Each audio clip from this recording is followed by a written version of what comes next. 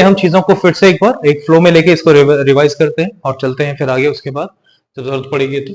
फिलहाल कंपनी ने जो ईस्ट इंडिया कंपनी को रेगुलेट और कंट्रोल करने के लिए ब्रिटिश पार्लियामेंट ने बनाया क्या? Regulating act. क्या बनाया? Regulating act. किस लिए? क्या क्या करने के लिए? ब्रिटिश पार्लियामेंट ने बनाया इस ईस्ट इंडिया कंपनी को कंट्रोल और रेगुलेट करने के लिए, जिसके तहत उसने क्या किया? गवर्नर को क्या बना दिया? गवर्नर जनरल ऑफ बंगाल बना दिया। क्या बना दिया? गवर्नर जनरल ऑफ बंगाल बना दिया गया। और Warren Hasting was the first governor general of Bengal, not India. ठीक है, बंगाल। आगे चलते हैं।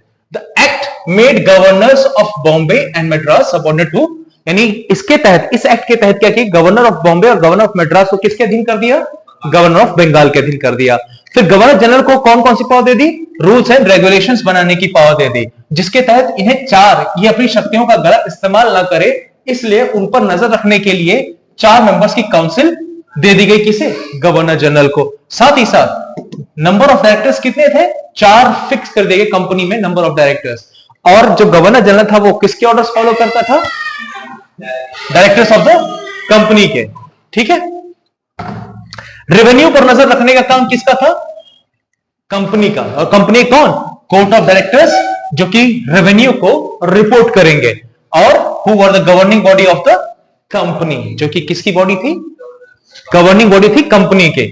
सुप्रीम कोर्ट की स्थापना होती है 1773 में कैलकाटा में, यानी 1773 रेगुलेटिंग एक्ट के तहत पास होता है कि हम एक सुप्रीम कोर्ट भी बनाएंगे, जो कि कहां एस्टैब्लिश किया जाएगा?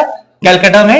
इन 1774 इट वाज एस्टैब्लिश्ड। और सुप्रीम कोर्ट में एक चीफ जस्टिस होगा और 3 असिस्टेंट जजेस होंगे। इनकी, यानी रेगुलेटिंग एक्ट 1773 कमियों को सुधारने के लिए, जो भी उसमें कमियां देखी गई, उन कमियों को सुधारने के लिए फिर एक नया एक्ट बनाया गया, which was known as Pitt's India act